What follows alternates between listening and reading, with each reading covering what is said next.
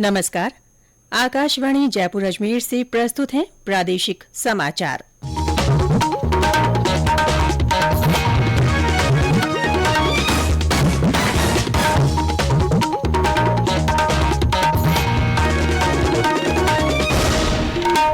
मुख्य समाचार।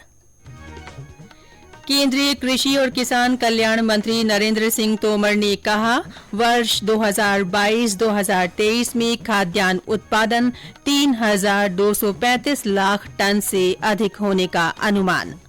प्रधानमंत्री नरेंद्र मोदी कल नई दिल्ली में राष्ट्रीय आदि महोत्सव का शुभारंभ करेंगे। देश भर से जनजातीय कलाकार होंगे शामिल। केंद्रीय माध्यमिक शिक्षा बोर्ड की 10वीं और 12वीं की वार्षिक परीक्षाएं आज से।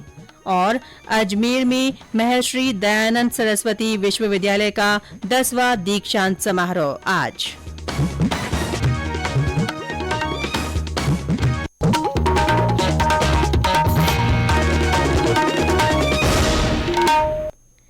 समाचारों के साथ मैं रितिका गुप्ता।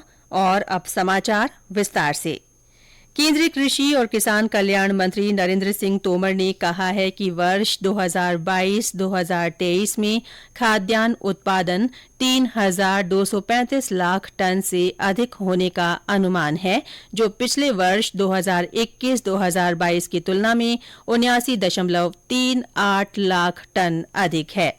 कृषि एवं किसान कल्याण मंत्रालय ने कृषि वर्ष 2022-2023 के लिए मुख्य फसलों के उत्पादन के दूसरे अग्रिम अनुमान जारी कर दिए हैं। श्री तोमर ने कहा कि कृषि क्षेत्र दिन प्रतिदिन किसानों की अथक मेहनत, वैज्ञानिकों की कुशलता और प्रधानमंत्री नरेंद्र मोदी के नेतृत्व में सरकार की किसान हितैषी नीतियों के कारण विकसित हो रहा है। श्री तोमर ने अग्रिम अनुमानों में मोटे अनाज के उत्पादन में वृद्धि की सराहना करते हुए आशा जताई कि आने वाले वर्षों में मोटे और पोषक अनाज के उत्पादन और प्रयोग में और ज्यादा वृद्धि होगी। गौरतलब है कि संयुक्त राष्ट्र संघ ने वर्ष 2023 को अंतर्राष्ट्रीय मोटे अनाज के वर्ष के रूप में मनाने की घोषणा की है। हाल ही में प्रधानमंत्री नरेंद्र मोदी ने मोटे अनाज, पोषक अनाज को श्री अन्न का नाम दिया है। विभिन्न फसलों के उत्पादन का मूल्यांकन राज्यों से प्राप्त आंकड़ों पर आधारित है और अन्य स्रोतों से प्राप्त जानकारी के साथ सत्यापित किया गया है। रेल मंत्रालय ने कौशल विकास योजना के तहत 15,000 से अधिक उम्मीदवारों को प्रशिक्षण दिया है। इसके तहत अब तक 23,000 से अधिक उम्मीदवारों का नामांकन हो चुका है। इसमें 14 उद्योगों और प्रासंगिक तकनीकी क्षेत्रों जैसे इलेक्ट्रीशियन, वेल्डर, मशीनिस्ट और फिटर में प्रशिक्षण दिया जा रहा है। देश भर में 94 केंद्रों पर निःशुल्क प्रशिक्षण दिया जाता है। प्रधानमंत्री नरेंद्र मोदी कल दिल्ली के मेजर ध्यानचंद स्टेडियम में राष्ट्रीय आदि महोत्सव का शुभारंभ करेंगे। जनजातीय मामलों के मंत्री अर्जुन मुंडा ने बताया कि 28 राज्यों और केंद्र शासित प्रदेशों के 1,000 जनजातीय कलाकार और कारीगर इस उत्सव में शामिल होंगे। उन्होंने कहा कि उनका मंत्रालय ये सुनिश्चित करने का हर संभव प्रयास कर रहा है कि जनजातीय समुदाय के लोगों की पूर्ण भागीदारी इसमें हो और आत्मनिर्भर भारत के दृष्टिकोण को साकार किया जा सके। उन्होंने ये भी कहा कि आदि महोत्सव राष्ट्रीय और अंतर्राष्ट्रीय बाजारों में जनजातीय उत्पादों को बढ़ावा देने का प्रमुख मंच है। आकाशवाणी जयपुर के समाचार विभाग की ओर से अंतर्राष्ट्रीय मोटा अनाज वर्ष के उपलक्ष्य में अपने श्रोताओं में मोटा अनाज के प्रति जागरूकता लाने के लिए संदेश श्रृंखला चलाई जा रही है। इसमें श्रोता संदेश भेजकर बता सकते हैं कि वे अपने भोजन में मोटा अनाज किस तरह काम में लेते हैं। आज सुनिए जोधपुर से हमारे श्रोता का संदेश। मैं रामरख बिश्नोई हंसा देश लोहावट जिला जोधपुर से बाजरे को शाम के समय पानी में भिगो के रख दें तथा सुबह हमाम दस्ते में कूटकर उसका खींच बनाकर घी और गुड़ के साथ खाया जाए तो बहुत ही स्वादिष्ट लगेगा। हमारे अन्य श्रोता भी मोटा अनाज के बारे में अपने संदेश लिखकर या रिकॉर्ड कर व्हाट्सएप नंबर 9440523368 पर भेज सकते हैं। ये समाचार आकाशवाणी जयपुर अजमेर से प्रसारित किए जा रहे हैं। केंद्रीय माध्यमिक शिक्षा बोर्ड की 10वीं और 12वीं कक्षा की वार्षिक परीक्षाएं आज से शुरू हो रही हैं। 10वीं की परीक्षा 21 मार्च को और 12वीं की परीक्षा 5 अप्रैल को समाप्त होंगी। सीबीएसई ने कहा है कि जेईई मुख्य परीक्षा सहित अन्य प्रतियोगी परीक्षाओं के कार्यक्रम को ध्यान में रखते हुए ही 12वीं कक्षा की परीक्षा की तिथियां तय की गई हैं। अजमेर रीजन में 12वीं में 1,27,000 और 10वीं की परीक्षा के लिए 1,16,000 विद्यार्थी पंजीकृत हैं। राजस्थान कर्मचारी चयन बोर्ड की ओर से आयोजित होने वाली अध्यापक सीधी भर्ती परीक्षा में शामिल होने वाले परीक्षार्थियों की सुविधा के लिए जयपुर में 4 अस्थायी बस स्टैंड बनाए गए हैं। 25 और 26 फरवरी को होने वाली इन परीक्षाओं को लेकर जिला प्रशासन ने सभी तैयारियां पूरी कर ली हैं। जिला कलेक्टर प्रकाश राज पुरोहित ने बताया कि जयपुर के transport Nagar roadways bus stand, Tonk road स्थित तारों की कूट, अजमेर रोड स्थित बदरवास नारायण विहार तिराहा और सीकर रोड स्थित विद्याधर नगर स्टेडियम पर अस्थायी बस स्टैंड बनाए गए हैं। बाड़मेर जिले में आज से सांसद खेल प्रतियोगिता की शुरुआत हो रही है। इन खेलों के आयोजन का पहला चरण चौहटन विधानसभा क्षेत्र से शुरू होगा। हमारे संवाददाता ने बताया कि इस दौरान कई खेलों के रोमांचक मुकाबले होंगे। इस दौरान कबड्डी, रस्साकशी, गोला फेंक, तश्तरी फेंक, भाला फेंक, 100 मीटर दौड़, 400 मीटर दौड़ तथा मैराथन दौड़ जैसे रोमांचक मुकाबले होंगे।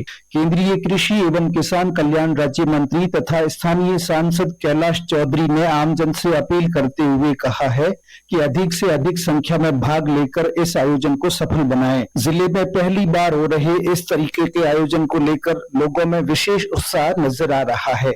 जसवंत सिंह रूडी, आकाशवाणी समाचार, बाड़मेर। केंद्रीय संचार ब्यूरो की ओर से बाड़मेर में आज से मल्टीमीडिया प्रदर्शनी का आयोजन किया जा रहा है।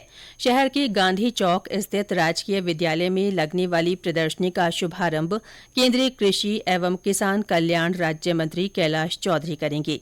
17 फरवरी तक चलने वाली प्रदर्शनी के दौरान आमजन को केंद्र सरकार की विभिन्न लोक कल्याणकारी योजनाओं के बारे में जानकारी दी जाएगी। इस दौरान चित्रकला और प्रश्नोत्तरी सहित विभिन्न प्रतियोगिताएं भी आयोजित होंगी।